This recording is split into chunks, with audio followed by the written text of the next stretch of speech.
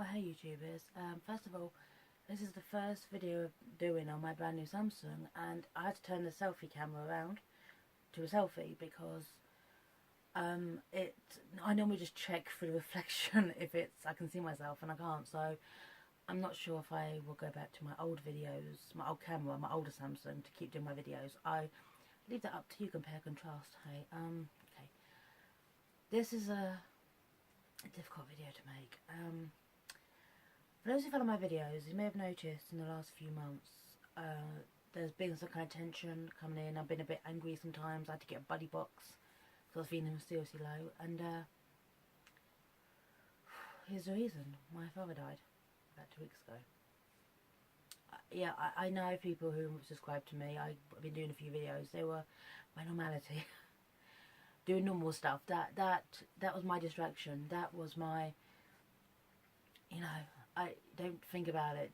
That's normal. If you do normal stuff, you'll be normal. And I wasn't normal. I was anxious before I went on the camera. I was anxious when I got off the camera. And which I guess probably may not be fair, but it was just I had to do normal stuff. And even go to the cinema. I also Now You See Me Too and Ghostbusters because they were normal. And doing normal stuff kept me going. I was signed off from work. I'll go back on Monday. Oh, today is Thursday. So, but yes, I lost my father, pancreatic cancer. And it was horrendous. It was so horrendous. He had cancer before, in the bile duct. And it was titchy. It was like tiny, the size of a pea. And they got it. He spent several hours on a table at Hammersmith. And they got the cancer. And he had oral chemo pills, and then we got the all clear in January, this coming January. And we actually joked at Christmas time, 2015 was so shit that 2016 is going to be a great year. Well, this year alone, I did for uni. My nephew became a world champion gymnast. There's a new niece or nephew on the way, another grandchild to be born, and my father died in July. 1st of July, which was the day of my parents' first date. My mum told me that. My dad would never remember something like that. So 4 kids and he could barely remember our birthdays. But that's it, and it was horrendous. And I watched my father die on 1st of July. And it was brutal. We promised him the first thing when we found out it was coming back. How it came back, it was, he got the all clear in January. We were just joking, fine, this year is going to be fantastic. And then in March, end of March, start of April, he just sat there, he's like, I feel like I got some fluid on my stomach. I can just feel it, right there. And so we went, and he was having dinner with us one day, and just suddenly he was like, oh, I can't finish this, So I went back and had a scan, and it was back in the pancreas, and it was spreading. And only about 700 people a year get his type of cancer. Lucky, unlucky, pick one. Sod's law, really. That is a sod's law for my family. And we promised him, first thing we promised him was, whatever happens, it will happen at home. And that's what happened. He passed away at home, surrounded by us.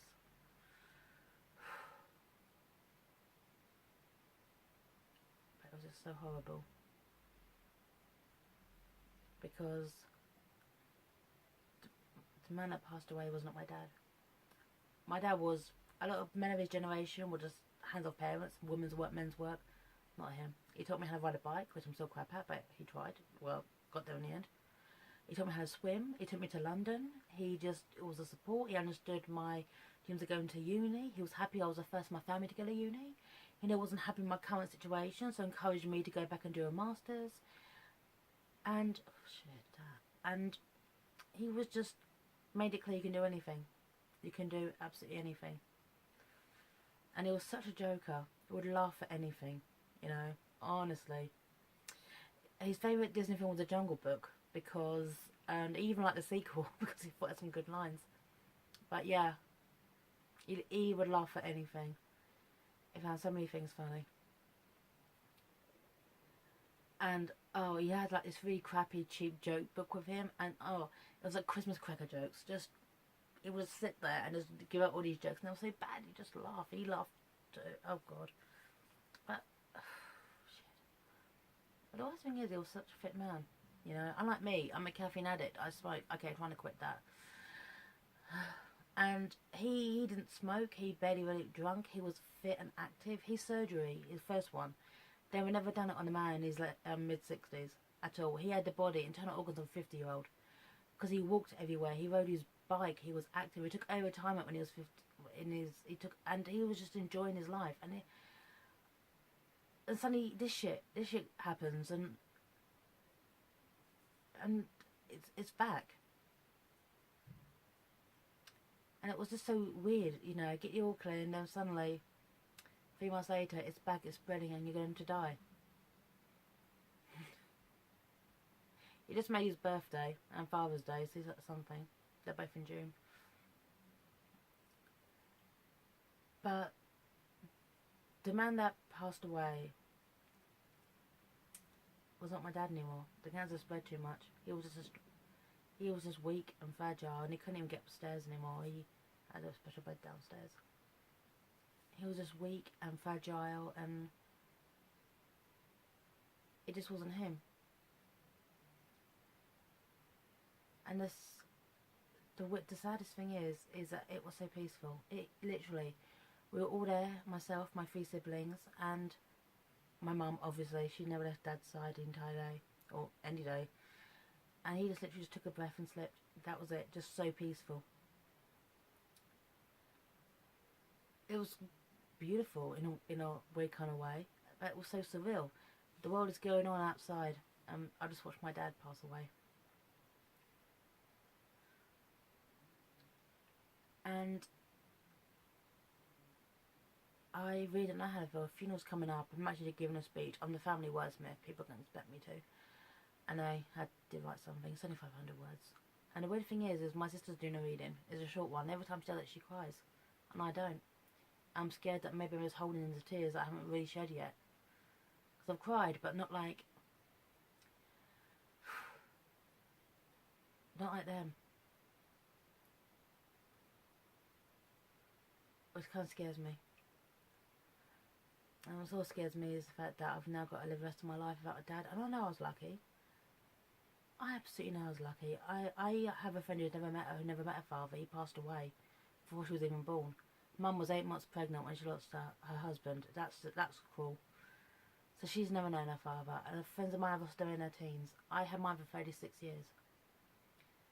But it just feels so unnatural that a man so healthy could be cut down within 3 months. And I knew it would be 3 to 6 months. I looked it up.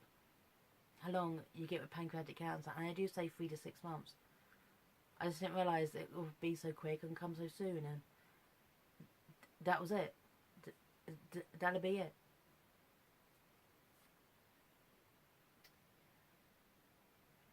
And there's so much he's not going to see. Like, there's another grandchild on the way. Not going to see that.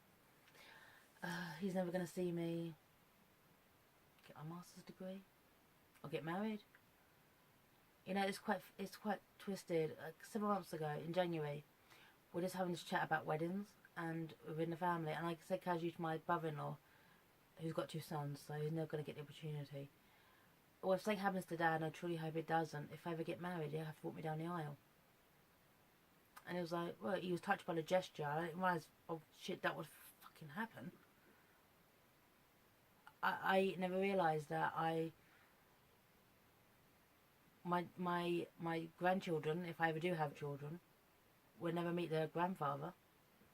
But however, my niece, Mackenzie, she's 5, she really put in perspective when she pointed out that she only had 5 birthdays of her granddad, and we had so many. I had 36.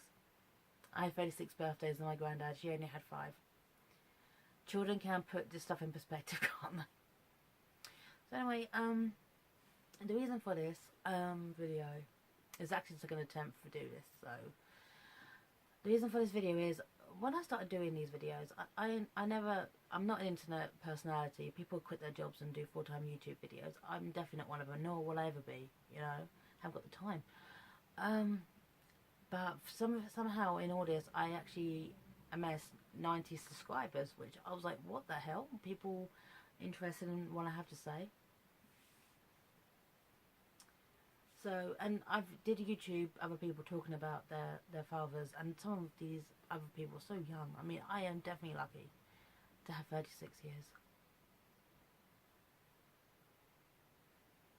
So this is just, I guess, a way of, I don't know, just putting it out there, being honest about something. The reason why I've been so tense the last couple of months, and just to let anyone who sees this know, this is a really horrible road to walk down, and you're not alone. There you go. The Body Birth Foundation say talk about what's going on. Well, no one's alone in any of this. So, but anyway, the funeral's coming up, and I don't know if I'm going to do a follow-up review, but I'm actually seeing a preview showing. I won tickets to the new Star Trek from tonight, and I thought I've got to go because my dad would have encouraged me to go, because he laughed at the fact I like Star Trek. And he watched a few episodes with me. I knew he liked it too. So let's see you in my next video anyway. And to those two, I don't know, just love your dads, because mine was taken from me sooner than what I ever imagined. So, and people say shit like, he's always going to be with you, he's going to be with you in spirit. You know something? Screw spirit, I want him here. I want to come in from work and see him in the garden and ask him if he wants a beer. I keep doing that. Every time I go into the garden, I just look down at, waiting to see him at the end of the garden, give him some sunshine. Well, he worshipped the sun. He didn't burn, unlike me. Honestly, all I got was his chin and his surname. I did not get the Brazilian skin that he had.